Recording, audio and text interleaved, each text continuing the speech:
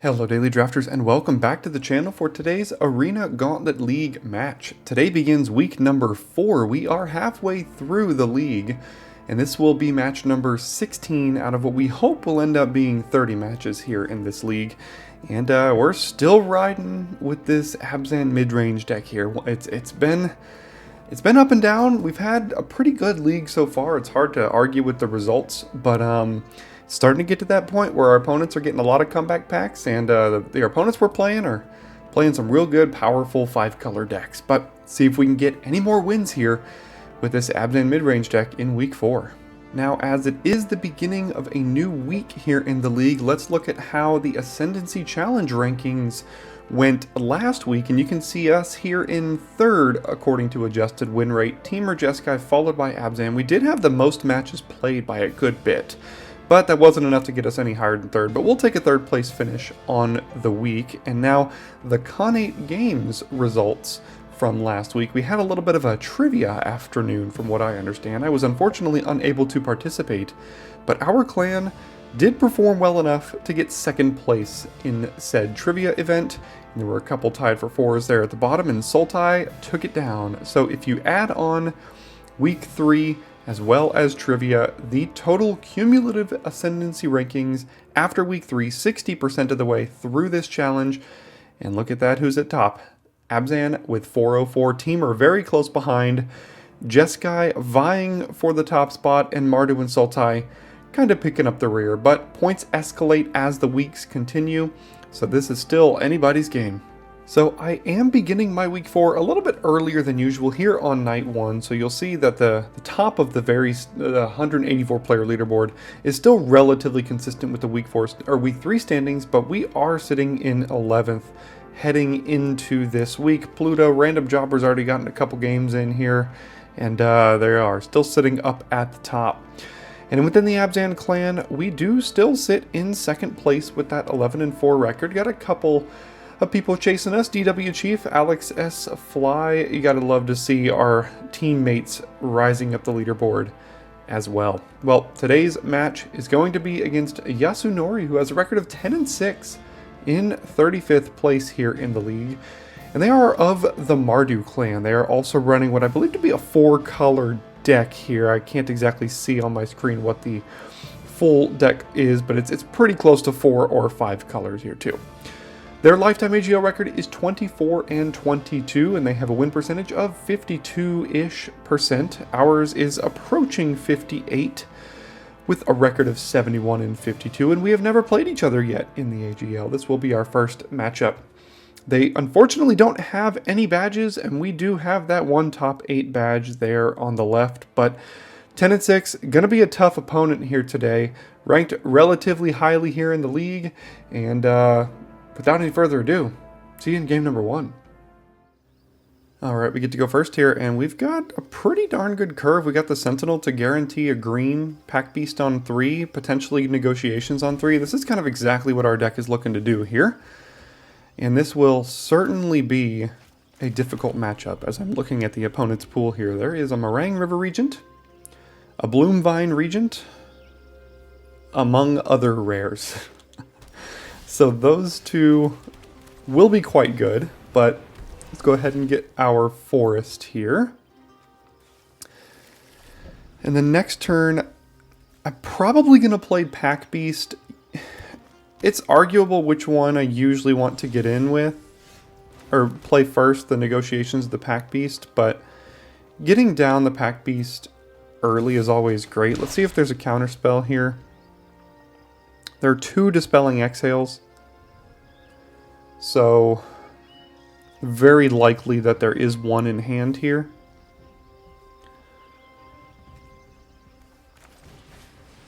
No? Okay, it did resolve. But I'm going to play the Pack Beast. That makes this Pack Beast cost a ton less next turn if this survives, and it does.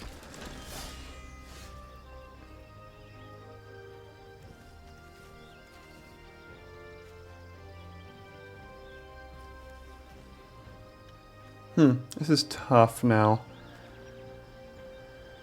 Between Negotiations, this card is always annoying. I can play Negotiations, give the counter here and have attacks, but I I can also just play the Holomark Siege and be able to attack with this, and then potentially play a Pack Beast for very cheap as well. So let's push some damage here.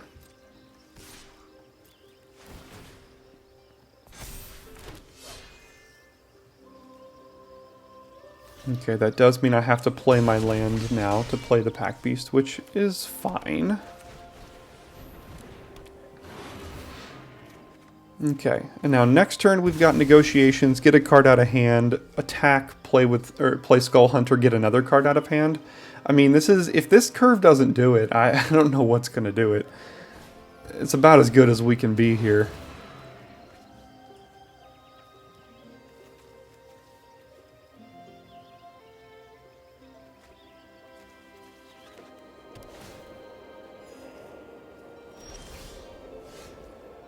Yeah, that's another good one. So let's do this. And if I put the counter on the Pack Beast and then put another counter on it, attacks as a 6/5, which means he's basically got to double block. So let's put it here. A removal spell, a 3/3 flyer that gains 3, or a dragon. I think I got to get rid of the removal spell here, just so I can continue to push damage.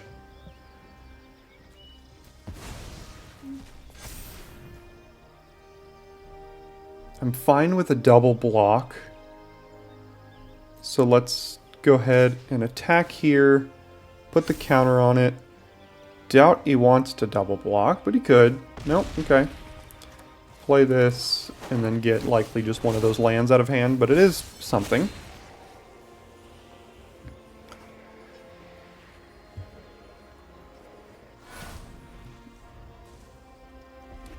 Yeah, it was just the forest. Probably Sagu Wildling coming down, then we can negotiations, get the Stormbrood, or a potential different top deck, and then put a counter somewhere, and hopefully be able to get in. The defenses are set up relatively well here. Don't need any more lands, so let's do this, and then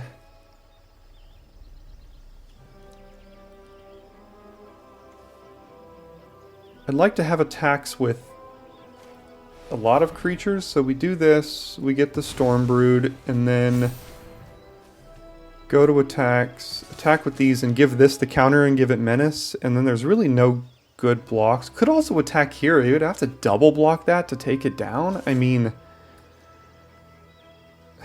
what happens if you double block that, chump that, take 1, 2, 3, 4, 5, 6, 7, 8? That doesn't seem very good. So double blocking this just doesn't seem very good for him. So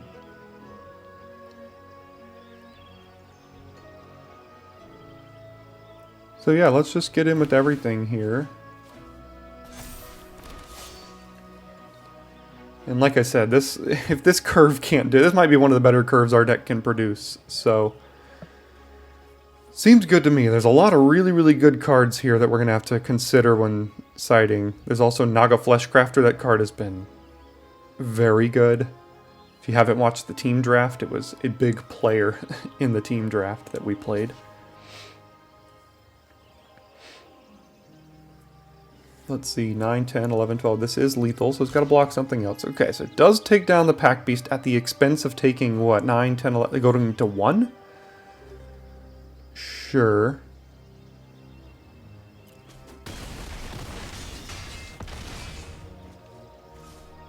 I guess I hadn't really considered that I'm only left with 2 creatures now, though I do have lethal because of the siege giving Menace, but maybe that wasn't the... I guess if he does draw a creature or any non-land, yeah, okay, I guess we did get away with it, so...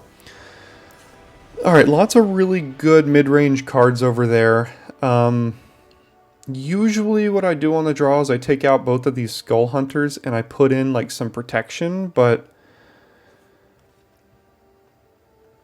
let's see what there's 1 Dragon's Prey.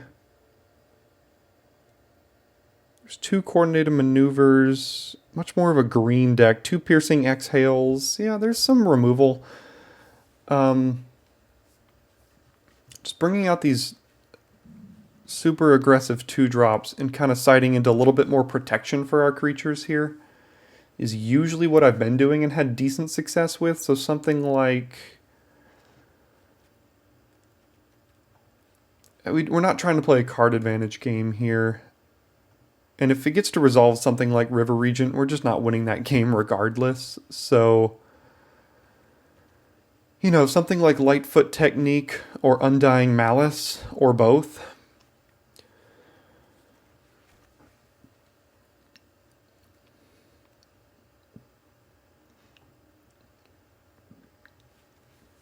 Playing 6-drops, like if we play a Death Gorger and he plays a Regent, that's just setting us up for a loss there. So we do have like Sarkhan's Resolve to kill those flying creatures. Bloomvine Regent, Meringue River Regent, Nerev, Heart of the Storm, Adult Gold Dragon. I mean, there's a lot of really good flying creatures here.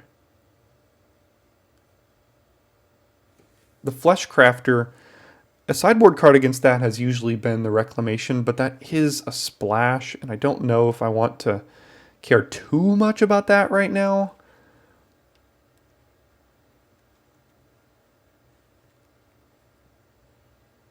Again, Rakshasa's Bargain seems good, but it's just not really what our deck is trying to do. Maybe playing a random merchant to try to like pump our 2-drop to be able to get in, but that doesn't seem any better than just a Skull Hunter or whatever, right? 100 Battle Veteran, decent against removal. Looks like he's not playing a ton of super, like, small ball creatures. It would actually trade with something relevant against this deck. So, on the draw, I mean, actually seems not horrible. So, yeah, let's try this. Take out the Skull Hunters and run these two into game 2 here. Okay, we do have to start on the draw this time, but this Embermouth Sentinel is going to go a long way in making this hand keepable. I just don't know if it's good enough. I don't think it's worth mulling, though, especially considering we're on the draw and we have essentially 3 lands in hand. We've got 2, 3, 4, 5. I mean, it's a decent enough curve. So, not going to get the green, though, because black is much more of a requirement for our deck.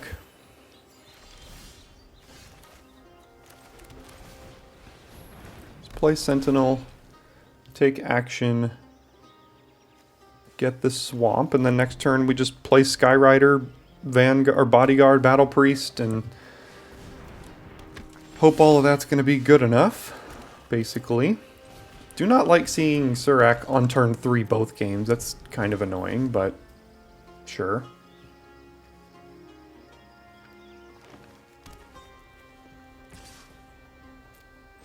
Alright, do they have the aggressive start here now?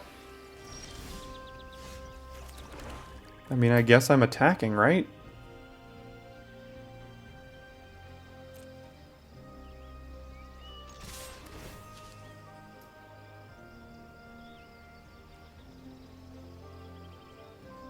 What's the play? Okay, kill the Skyrider, yeah. Piercing Exhale, there it goes. Revealing a Bloomvine Regent. That's tough. They just get to drop that next turn, which makes my life very difficult. Yeah, these... If they just play on curve and, like, play big creatures on curve that are slightly even above curve, it just makes my life so difficult to be able to get in at all.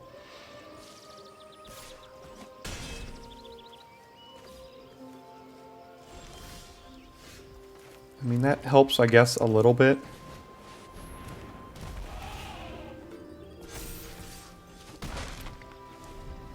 So, probably down comes Regent, which gains 3 life when any dragons enter. Could even use Roamer's Routine for free here.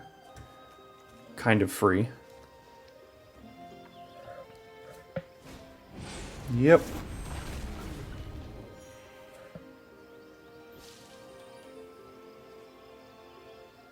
Alright, you gonna harmonize the Roamer's Routine?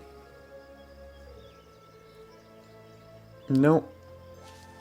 Alright, untapped land? No.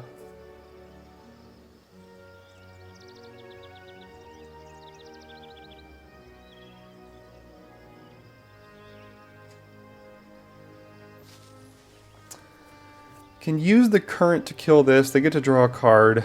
And I still don't have attacks. I could attack with this, use Osseous Exhale, but I need to use the Exhale on the Regent here. I could play my own Regent and try to do this whole thing next turn. I mean, that seems also reasonable. I don't think a board wipe is going to be great in this deck, against this deck here. So if I play this and I draw an untapped land next turn, I current this, and I can still hold up Exhale for this one and have attacks with everything. Yeah, I think I need to do that. And then I could even give the counter to this one. That way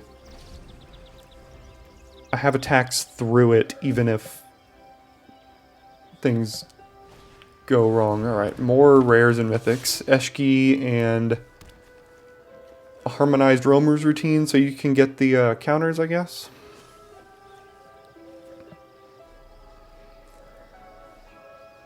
Yep, there it goes. And that becomes a 6/6. Vigilance, Trample, Ward 1. I can't really deal with that. Not an untapped land, and this cost 4 here.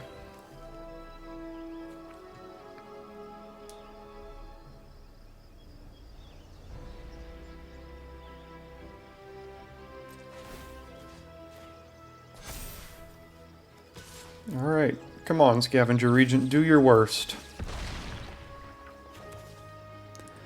Alright, gonna try to go wide here. And like I said, drawing an untapped land means we have 2 removal spells, but I just don't know if we can survive that long. I mean, currently has lethal on board. If, well, not lethal, sorry. I mean, enough damage to kill me. So if he attacks with everything, I have to block. Does have the second island for Meringue River Regent now. Dragon Hunt will likely kill the Bearer of Glory. Nope, I guess the Sentinel. Sure. Alright, this becomes an 8/8. And it's got Vigilance, because why wouldn't it?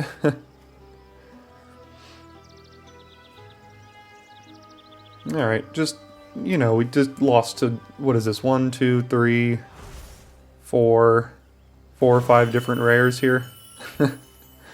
And we played 1? Yes, 1. So that will happen at this point in the league, so.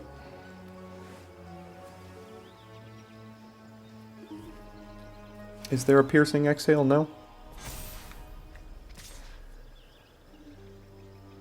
Yeah, go to 4, I guess.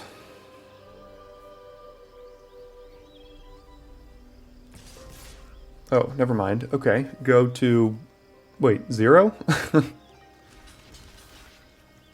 So I would go to 5. If I did this, take 6, take 4.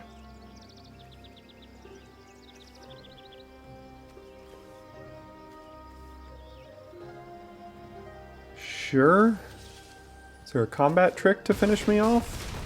Go to 2.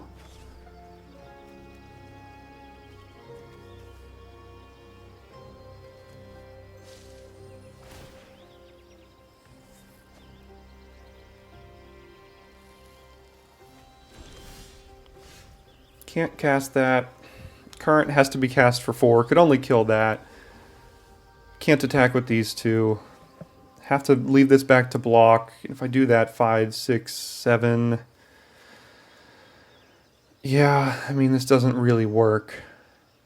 None of this really works. So I can use current on that, put the counter here, attack down to 7, 6, 5, 4. 4 is not 0.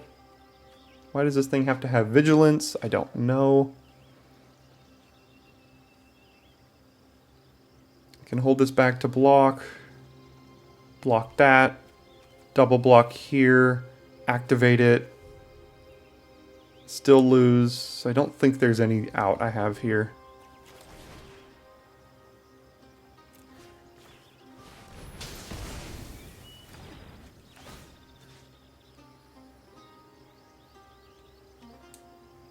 Well, I mean, I can chump with the Battle Priest and go to 1.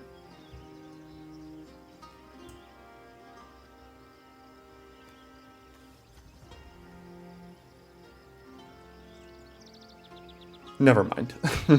Laced Prowler makes this completely irrelevant. So we are done in this one. And, alright, back on the draw, or back on the play. See if we can kind of get that win here now. So let's bring these Skull Hunters back in, take out the Battle Veteran and the Malice.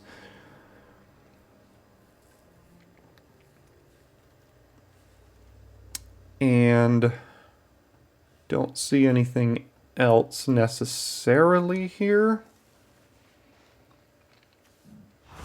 Just gotta hope we don't see, you know, 5 of the rares before turn 6, like that game.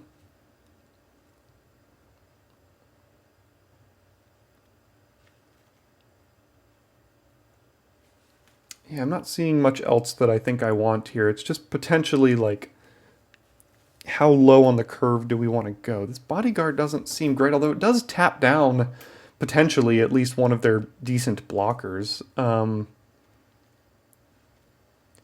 Yeah, let's just hope we have a curve like we did in that first match, or first game, and should be good enough. Cross your fingers. Well, the hand has a potential for the curve out like we had in game 1, but it needs a little help off the top of the library. We do have our sands, have all 3 colors of mana here, so hopefully it's good enough. Unfortunately, didn't get a mulligan out of the opponent. Alright, well, like I said, has the potential, and we did get the Pack Beast, so maybe? Who knows? Let's see. What's the play here? Kishla Skimmer, sure. Well, we've got the 2, 3, 4, 5 curve.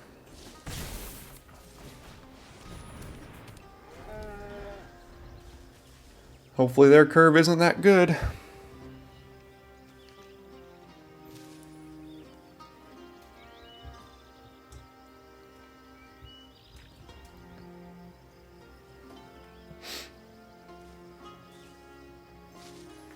Okay. So, looking decent so far. This kind of valued creature hopefully doesn't... If they're getting value off the Kishla Skimmer in this game, then we've already lost. So there's the 3rd land. Sibsig Appraiser makes my Pack Beast not really be able to attack. Oh no, binning the Flesh Crafter. That is really bad news. Okay. What do we do about that?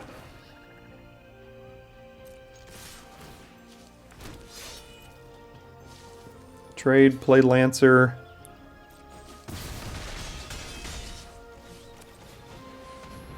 Okay, so put a counter on non-legendary creature you control, and each other creature you control becomes a copy of that creature. So they have like a flying creature right now that they do need to amass a board to have this really... It's basically just 3 mana win the game if your board is big enough, in most cases. Unless I can keep up removal, but we'll see.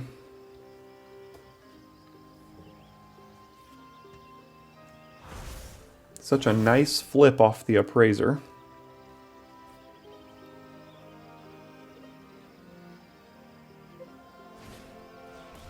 That's brutal.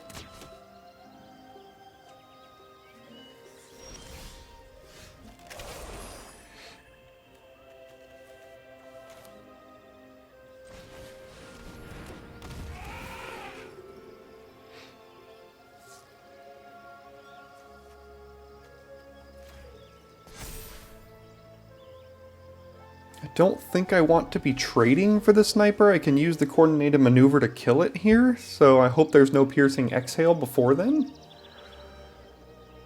But I needed to use my mana there by getting the Battle Priest down, I think. Starting to get to the ugly point of the game. Okay, that usually means there's not a land in hand, which means generally decent things for me. A 6/5 Menace.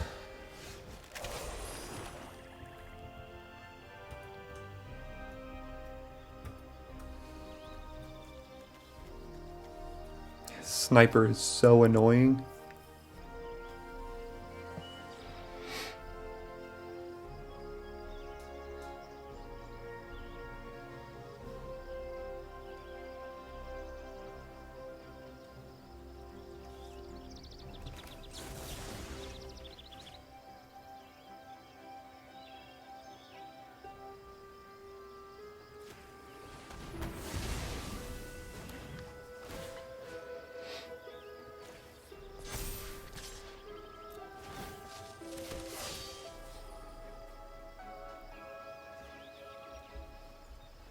gonna bluff that I have something. It might be too late, but...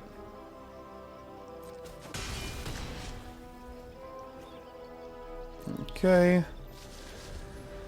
Kinda all in on the Lancer now. If the Lancer dies, then... I mean, we don't have much else left. Meringue River Regent mana has been acquired. And if that comes down, then I think the game is over.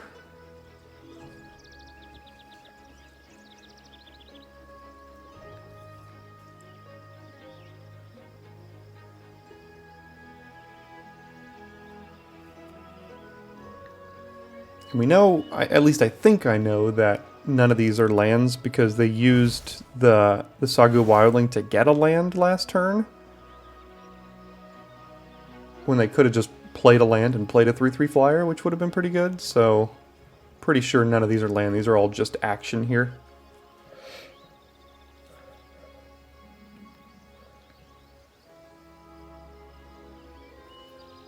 Alright, so what's gonna die?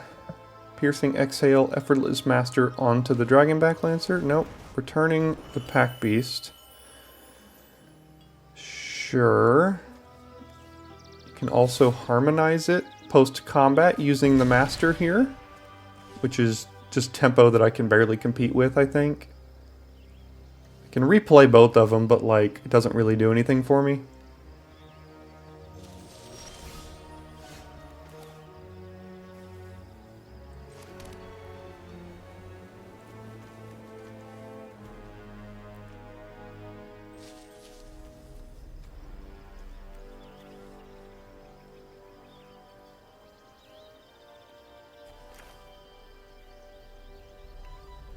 I'm going to play this pre-combat just to distribute the counter over here as opposed to on the Lancer, because I think they're going to deal with this Lancer with Ureni's rebuff, and I don't want to lose access to this counter. So I'm going to put it over here, attack with the Lancer. Why does everything have Vigilance over there? Like, Vigilance is my worst enemy. Okay, down it goes in one way or another. Here's the Piercing Exhale, I think.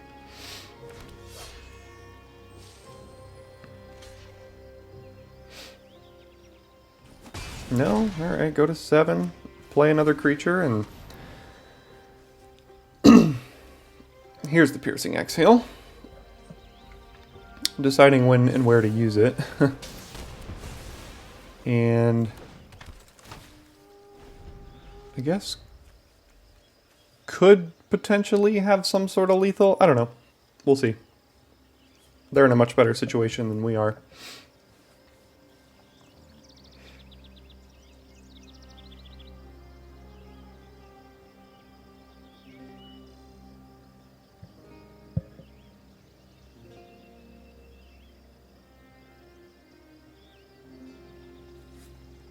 They can just bounce our creature and we're left with 2 power and 3 life, basically.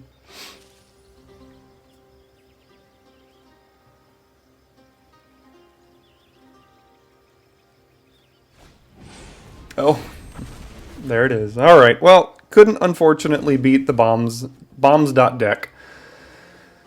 And,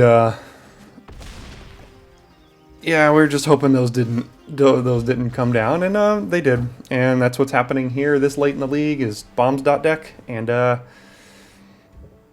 can't compete with it with our deck that doesn't have as many bombs if we don't curve out like we did. Oh well. Well, our deck did its thing in Game 1, and unfortunately we saw a bunch of busted rares in Game 2 and 3 that took us down, so we go from 11th place only down to 14th with that loss at 11 and 5, but there are plenty of players waiting to prey upon our position here, sitting with 10, 11 wins that can really make some headway if we don't keep winning here in this league. In the Abzan clan, Alex S. Fly has gotten in another game or 2 since we saw that opening screen there, and he has jumped us into 12 and 5, and we sit with 11 and 5 there in 3rd place. Now, we do get 2 new options at comeback packs, and here's our first. It's got that Meringue River Regent in it, but my Abzan deck already started to get excited about another Descendant of Storms, another Bearer of Glory, another Krumar Initiate, and potentially another Abzan Devotee if we need it.